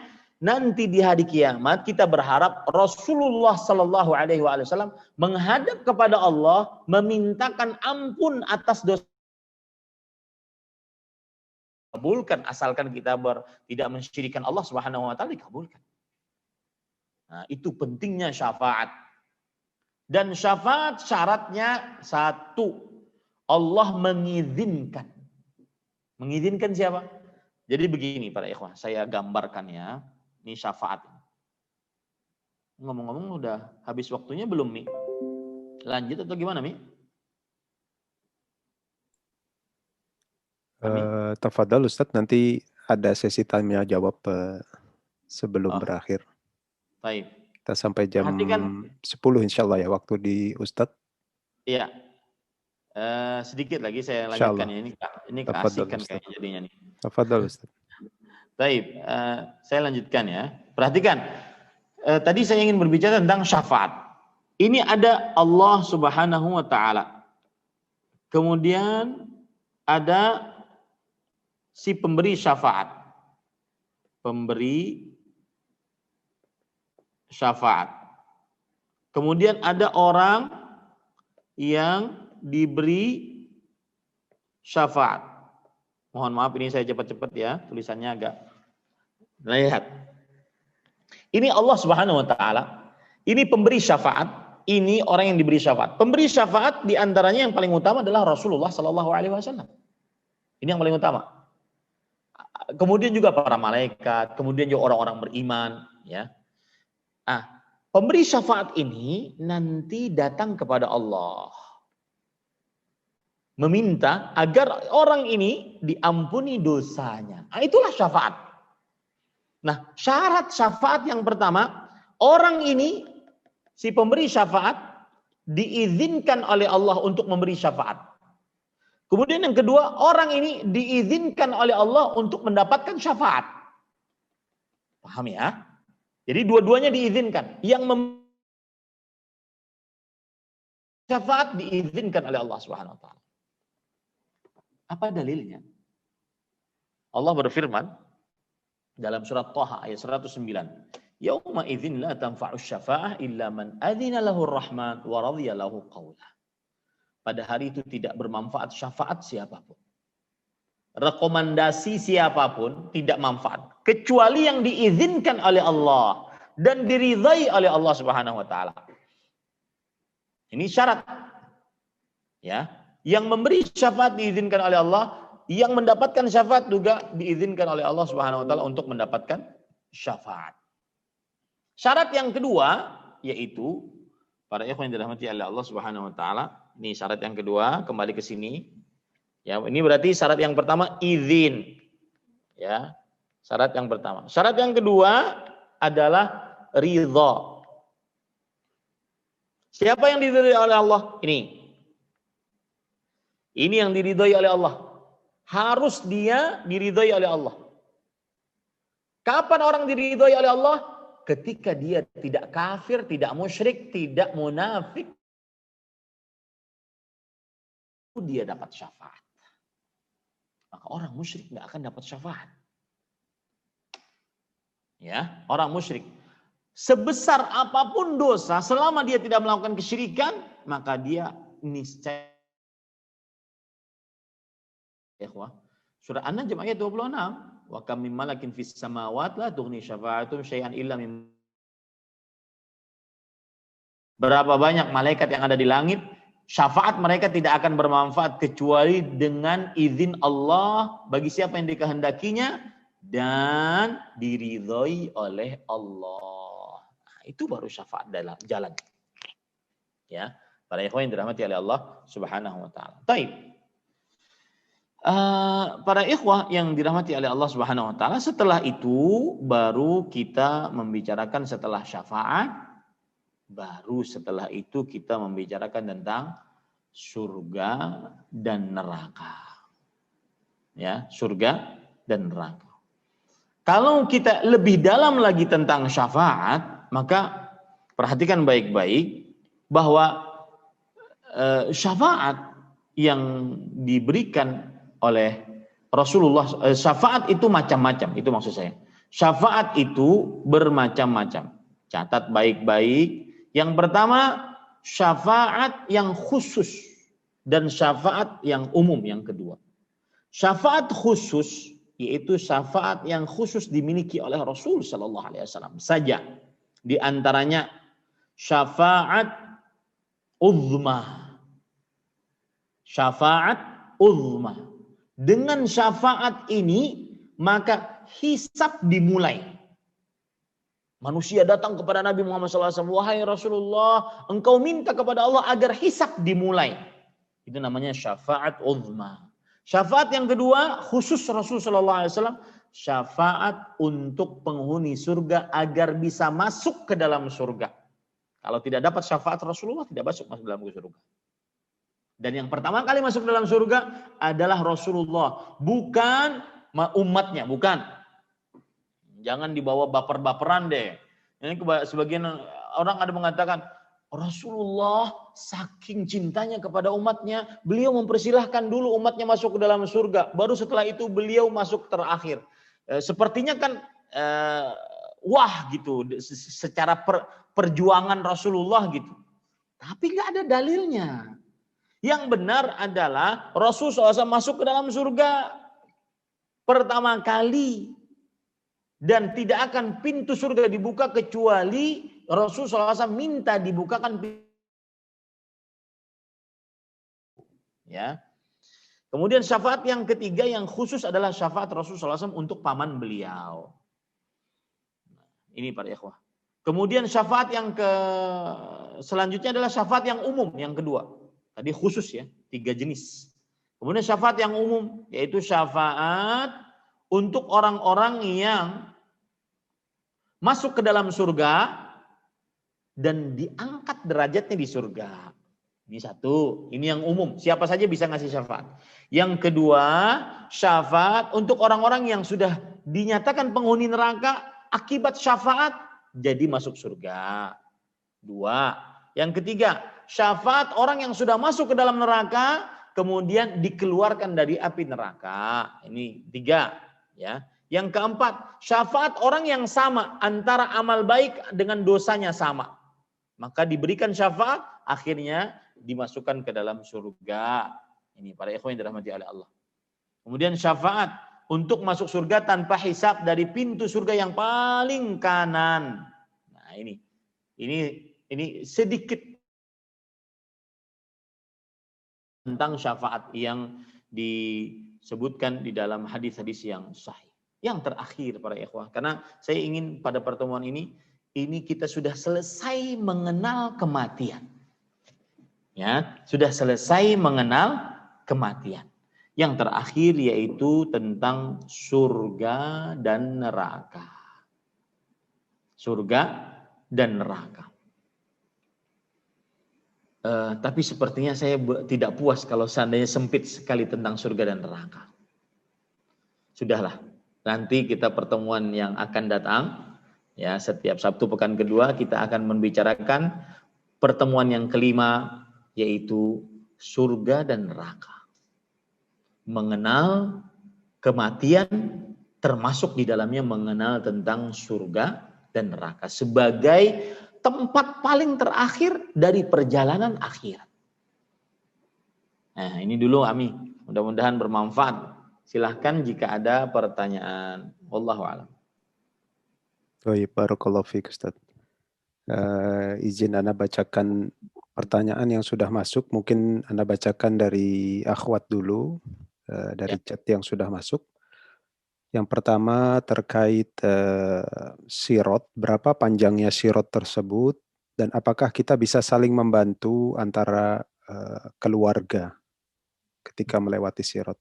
Barakallahu fiik. Wafiq barak. Bismillah, walhamdulillah, wassalatu wassalamu ala rasulillah wa ala alihi wa sahbihi wa man wala. Ahibati, hafizakumullahu ta'ala. Panjangnya sirat, sebelum saya jawab begini.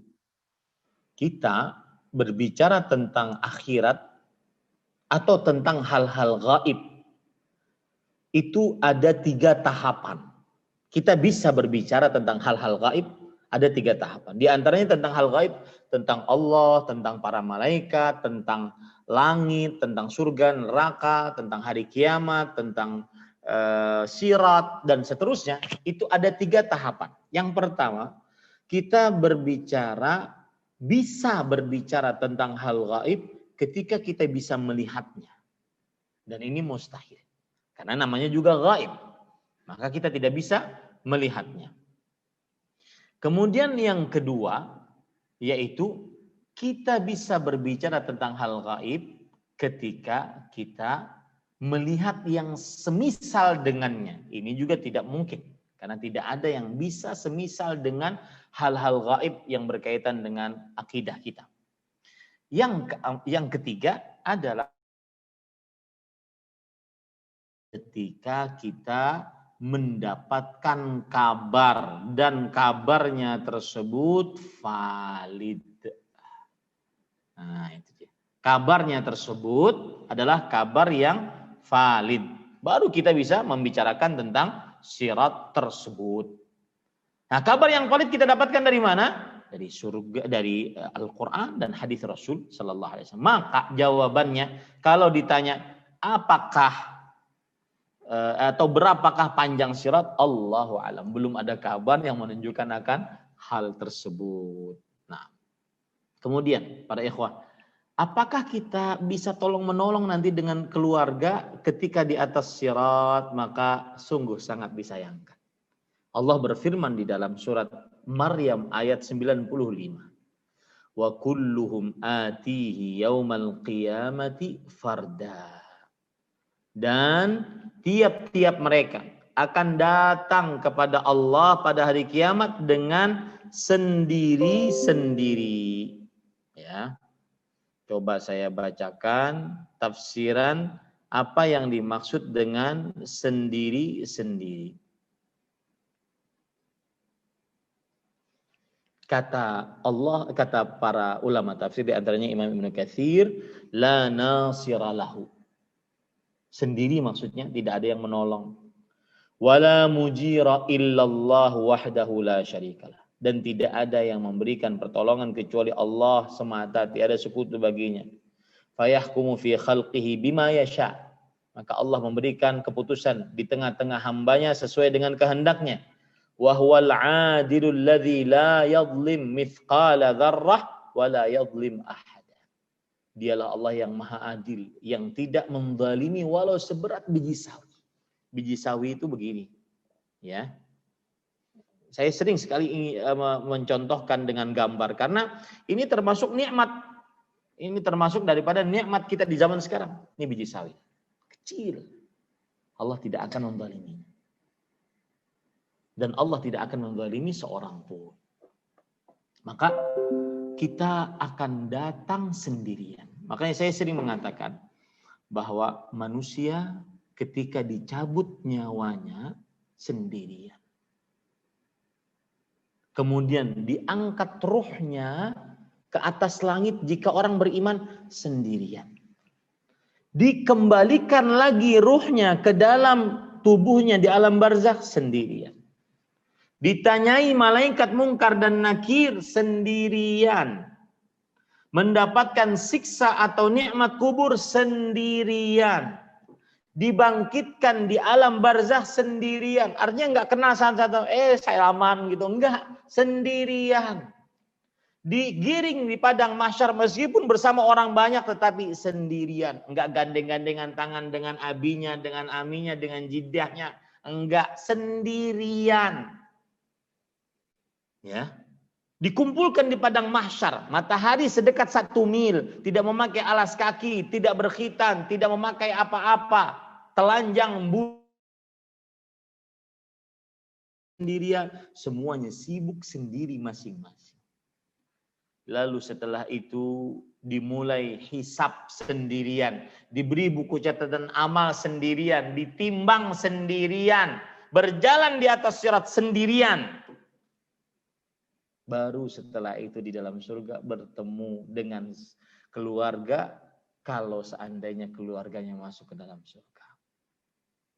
Ini para ikhwan yang dirahmati oleh Allah Subhanahu wa taala. Wallahu a'lam. Nah. Barakallahu fiik, Ustaz.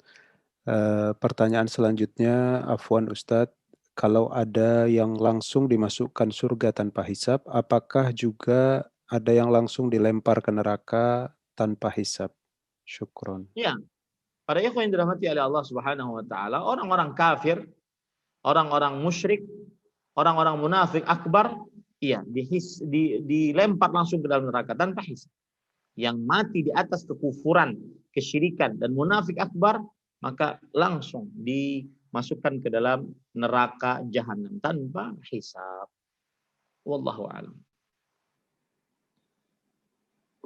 Baik, ada pertanyaan selanjutnya dari ini Akhi Fajrianto, mungkin mau bertanya langsung kepada Ustadz.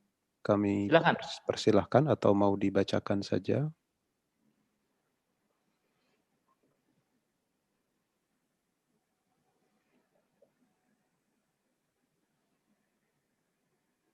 Sudah kita unmute, kalau mungkin mau langsung bertanya ke Ustadz, tafadhol. Terima kasih, jazakallahu khairan. Barakallahu Akhi fiik. Nabil. Assalamualaikum warahmatullahi wabarakatuh. Ustaz. Waalaikumsalam warahmatullahi wabarakatuh. Silakan.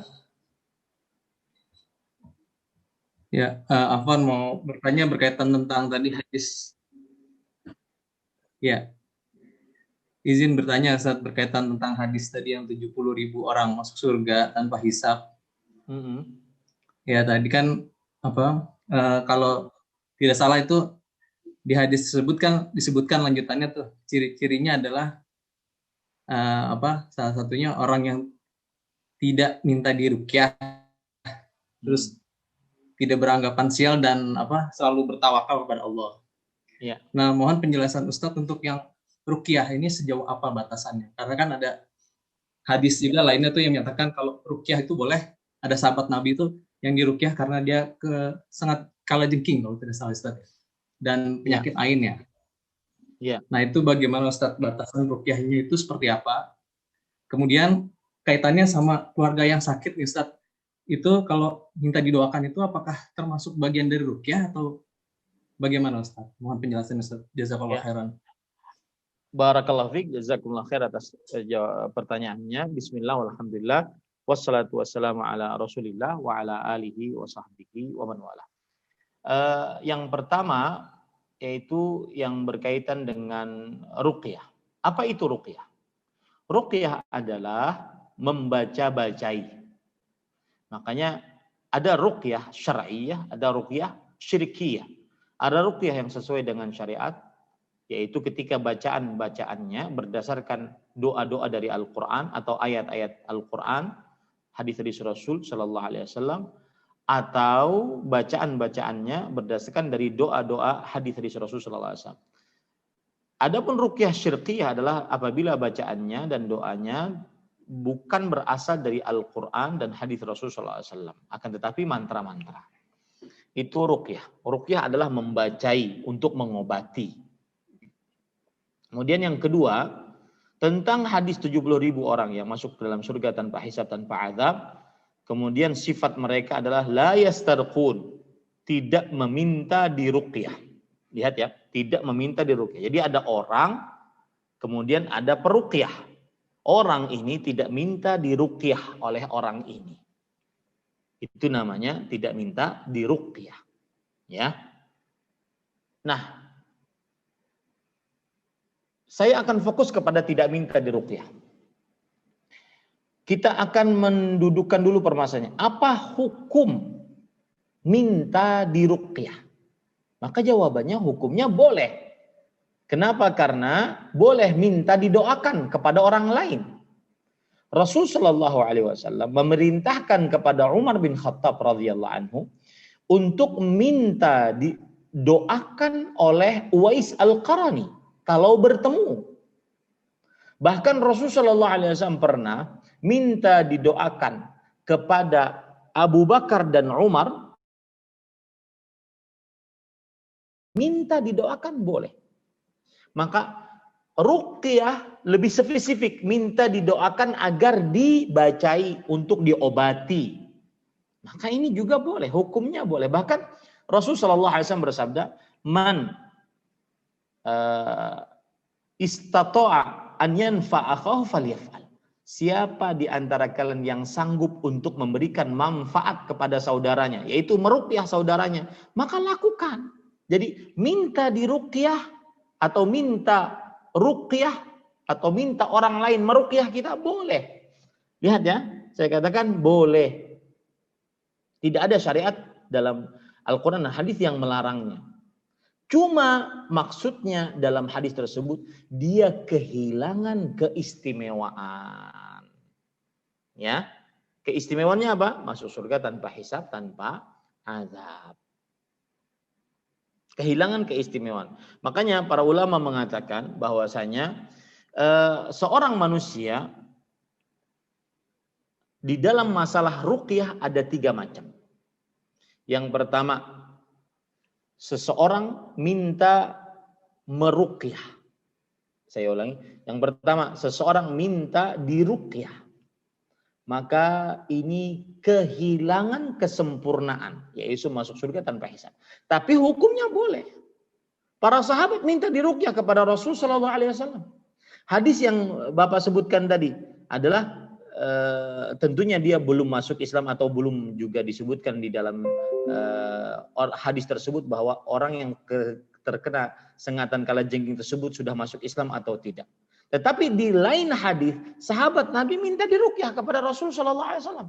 Menunjukkan minta diruqyah boleh, cuma kehilangan kesempurnaan. Satu. Yang kedua, ya, para ikhwan yang dirahmati oleh Allah, ada orang sakit lalu datang orang yang meruqyah.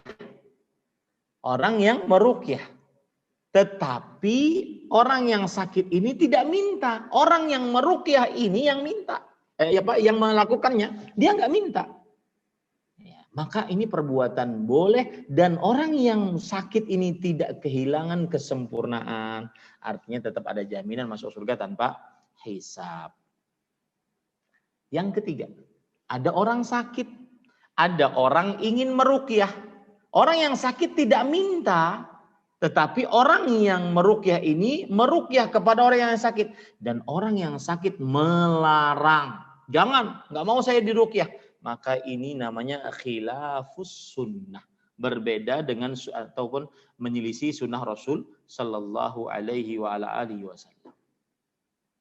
Contoh, Aisyah pernah meruqyah Rasulullah sallallahu alaihi wasallam dan Rasulullah SAW tidak melarangnya. Begitu juga para sahabat Nabi radhiyallahu anhu, mereka tidak melarang seorang pun meruqyah mereka. Karena ini tidak bertentangan dengan tawakal kepada Allah Subhanahu wa taala. Jadi ada 3 macam tadi ya. Yang pertama, minta diruqyah. Ini boleh hukumnya tetapi kehilangan kesempurnaan. Yang kedua, sakit tidak minta diruqyah tetapi dia diruqyah oleh orang. Dia tidak minta. Maka apabila yang sakit ini tidak menghalangi, maka berarti dia boleh. Ya, dan tidak kehilangan kesempurnaan karena dia tidak minta. Yang ketiga adalah orang yang sakit, lalu datang orang yang meruqyah, kemudian setelah itu yang sakit ini menolak. Oh, saya nggak mau diruqyah. Nanti saya kehilangan kesempurnaan. Maka ini keliru. Tidak sesuai dengan sunnah Rasul sallallahu alaihi wasallam. Karena Aisyah radhiyallahu anha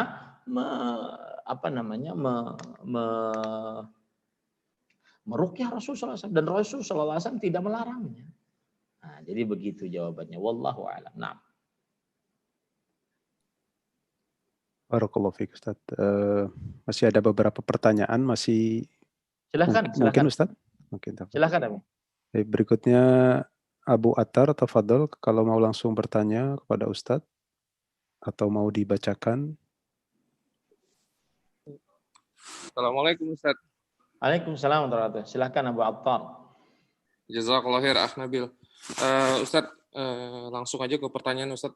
Mohon ini Ustaz, mohon penjelasannya mengenai anak Muslim yang meninggal sebelum balik. Ada hadis yang mengatakan bahwa mereka akan menjadi hijab atau tameng bagi orang tuanya.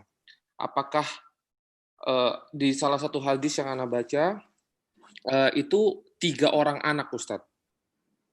Apakah keutamaan ini juga didapatkan jika yang meninggal itu 1 anak Ustadz? Jazakallahu khair atas penjelasannya Ustadz. Baik. Bismillah, walhamdulillah, wassalatu wassalamu ala rasulillah wa ala alihi wa sahbihi wa man wala. Ada memang beberapa hadis yang menunjukkan akan hal ini, di antaranya hadis riwayat Imam Ibnu Majah.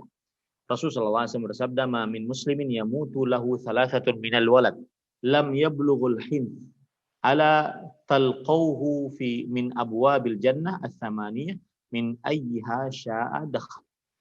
Yang artinya tidaklah seorang muslim meninggal darinya 3 orang anak yang belum balik, maka mereka akan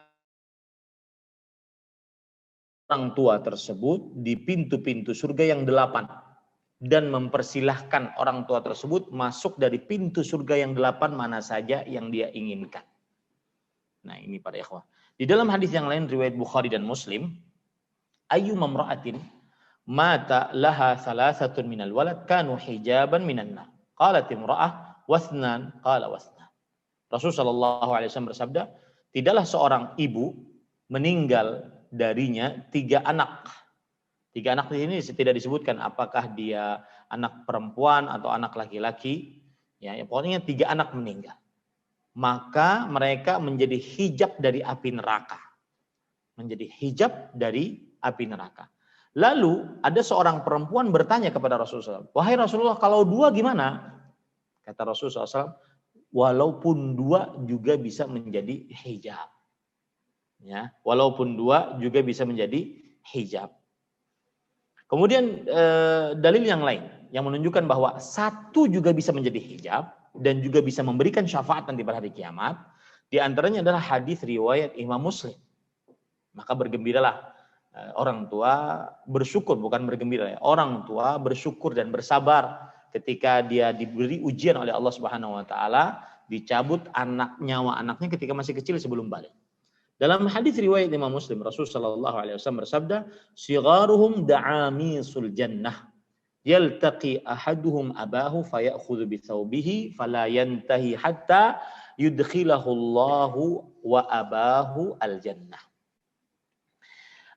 Anak-anak kecil dari kaum muslimin yang meninggal di waktu kecil, mereka adalah pelayan-pelayan surga.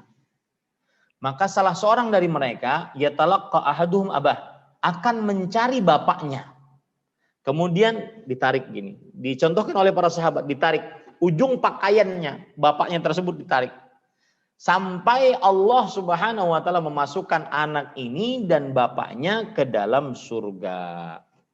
Nah, ini para ikhwan dalam hati Allah. Dalam hadis riwayat Imam Ibnu Majah, dan saya sebutkan hadis-hadis ini semuanya hadis yang sahih ya, yaitu an-nasiqta yajurru ummahu bisararihi ilal jannah idza ihtasabathu, bahwa bayi yang gugur saat dalam kandungan, ini tentunya bayi yang sudah diberikan ruh 4 bulan lebih, bayi yang gugur saat dalam kandungan itu akan menarik ibunya dengan kain-kainnya ke dalam surga ya. Kalau seandainya ibunya tersebut tertahan. Nah, ini para ikhwah yang dirahmati oleh Allah Subhanahu, dan banyak hadis-hadis yang mengenai hal itu. Maka Allah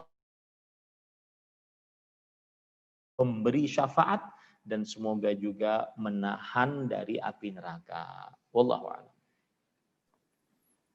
Baik, barakallahu fiik. Ini ada yang sudah raise hand dari tadi ya. Umair Ayub, ayo. Tafadhal akhi Umair. Mungkin bisa dibuka mic-nya. Bismillah. Afwan Ustadz, sebelumnya ingin bertanya. Assalamualaikum warahmatullahi wabarakatuh. Waalaikumsalam. Ustadz, ghibah kan termasuk dosa yang sangat besar dan itu memasukkan kita, menjerumuskan kita ke dalam neraka. Dan dahulu saya termasuk suka berghibah kepada teman-teman yang mungkin sampai sekarang pun saya ingin bertaubat, namun saya lupa Ustadz orang-orang tersebut siapa saja, dan bahkan ada orang yang saya ingat satu, tetapi sahabat saya ini sudah meninggal orangnya, beliau sudah meninggal. Dan bagaimana cara saya ingin bertobat kepada Allah agar dosa-dosa diampuni oleh Allah Subhanahu wa taala. Dan kalaupun saya ingat orang-orang tersebut yang saya gibahkan, tapi cara menyampaikannya itu bagaimana Ustadz supaya tidak merusak hubungan gitu Ustadz. Ya. Sekian Ustadz, syukron, jazakallah khairan. Wafiq barakallah, jazakallahu khairan atas pertanyaannya. Bismillah, alhamdulillah, wassalatu wassalamu ala rasulillah wa ala alihi wa sahbihi wa man wala. Para ikhwah, saya ingin mengingatkan sebelum saya menjawab, inilah sulitnya kalau kita punya tanggungan dengan makhluk Allah. Makanya para ulama mengatakan huququl adamiyyin mabniyatun 'alal musyahah. Hak antar sesama manusia itu dibangun di atas saling tarik-menarik. Saling tagih-menagih. Terutama di hari kiamat. Dan hak-hak Allah dibangun di atas saling memaafkan Allah. Karena Allah Maha Pemaaf. Nah, ketika kita tadi mendengar pertanyaan bahwa orang yang sudah meninggal, Ustadz, ribah, gimana cara bertobatnya? Maka sebelumnya saya ingin mengingatkan, ribah dosa besar. Kalau seandainya yang kita ribah itu adalah benar, itulah ribah. Kalau tidak benar, maka itu berarti dusta, lebih besar lagi dosanya. Itu satu. Yang kedua,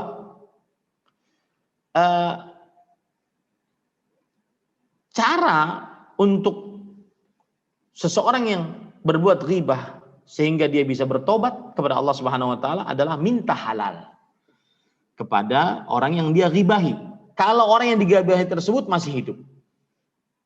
Hal ini berdasarkan hadis riwayat Bukhari dari Abu Hurairah radhiyallahu anhu, Rasulullah SAW bersabda, "Man kanat 'indahu madlamatun li akhihi falyatahallal minha fa innahu laisa la thamma dinarun wala dirham." Min qabli an yu'khadha li akhihi min hasanati fa illam yakun lahu hasanat ukhidha min sayyiati akhi faturihat alaihi. Yang artinya barang siapa yang ia mempunyai kezaliman terhadap saudaranya dalam sesuatu atau dalam kehormatannya, itu ghibah. Minta halallah darinya. Itu cara bertobat dari ghibah, minta halal dari orangnya yang kita ghibah. Selama masih hidup minta halal. Nah, timbul nanti pertanyaan, Ustadz, minta halalnya apakah kita sebutkan rinci atau bagaimana? Karena kalau kita sebutkan rinci malah menimbulkan kegaduhan nanti. Fulan, mohon maaf ya saya kemarin ghibah kamu gini. Ya. Masa jadi orang yang dimintai halal malah marah-marah dia. Marah-marah. Ya. Maka sebagian ulama mengatakan boleh minta halalnya dengan umum. Wahai fulan, saya mohon halal.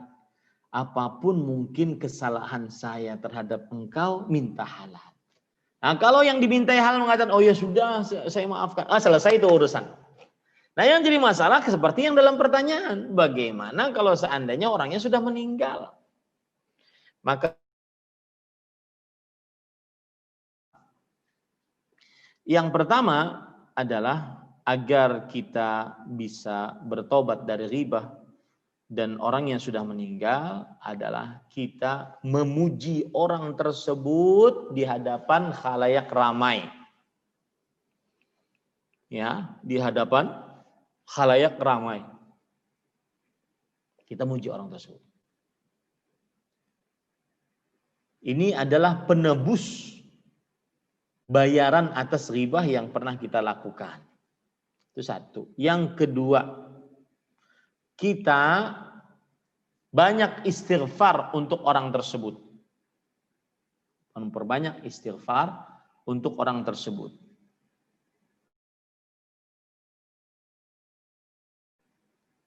Dan ini semua adalah masih berupa sikap inisiatif. Kita masih akan berhadapan dengan orang tersebut nanti di hari kiamat di hadapan Allah. Orang tersebut akan bertanya di hadapan Allah, ya Allah, tanya orang ini kenapa dia menghibah saya. Karena semuanya. Tuqadul syatil jalha minasyatil qurana.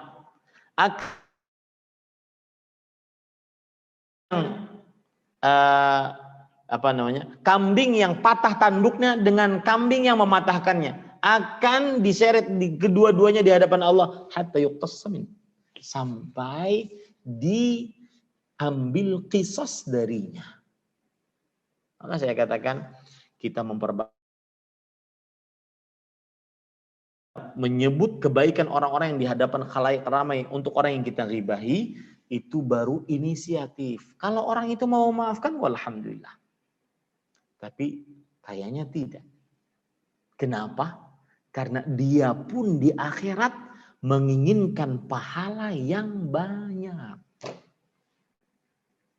Dan dia bisa dapat pahala dari transferan orang yang pernah mengghibahinya. Kalau dia maafkan, dia tidak dapat pahala. Makanya hak antar sesama manusia dibangun di atas saling menagih. Hati-hati berurusan dengan hak-hak manusia, tanggungan-tanggungan. Nah, cukup kiranya ya, karena di sini sudah jam 22.17. Baik. Insya Allah kita lanjut pada pertemuan-pertemuan yang akan datang. Wa sallallahu nabi. Nah, Baik, barakallahu fiik Ustadz. Kami mohon maaf kepada jamaah juga yang belum sempat dibacakan. Insya Allah kami simpan pertanyaannya untuk sesi kajian berikutnya. Sebelum kita tutup, mungkin Ustadz berkenan membantu memilihkan 2 pertanyaan yang terbaik tadi dari para jamaah untuk kita berikan hadiah. Tafadhol Ustadz. Yang tadi bertanya 2 orang. Yang tadi bertanya 2 orang dapat hadiah. Ya, yang tadi bertanya 2 orang dapat hadiah. Baik. Misalnya diberitahukan kepada Amin Nabil. Ya. Yang bertanya langsung ke Ustadz tadi Ustadz ya. Iya, 2 orang tadi. Siapa tadi? Abu Attar dan Umair Marta. Umair Marta. Nah, baik, barakallahu fiik. Tafadhol, bisa kita tutup Ustadz. Ya, kita cukupkan dengan kafaratul majlis. Subhanakallahumma bihamdik, asyhadu an la ilaha illa anta astaghfiruka wa atubu ilaik. Wa sallallahu nabiyana Muhammad walhamdulillahirabbil alamin. Wassalamualaikum warahmatullahi wabarakatuh. Waalaikumsalam warahmatullahi wabarakatuh. Barakallahu fiik Ustadz. Fiik barak. Jazakallahu khairan.